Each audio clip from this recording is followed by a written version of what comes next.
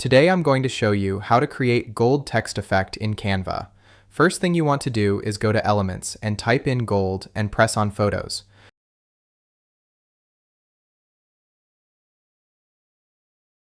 Choose a gold background and adjust it to the canvas.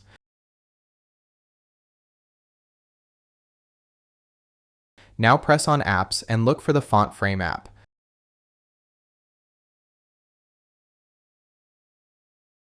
Now type your text in the Add Text box. I'll type in Hello for this example and choose a font.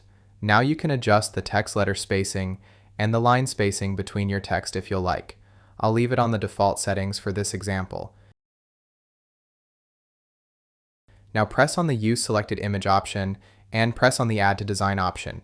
Now delete the gold background and adjust the size of your text to your liking. And that's it, guys. That's how to create gold text effect in Canva. If this tutorial helped you out, give it a like and subscribe. See you guys on the next one.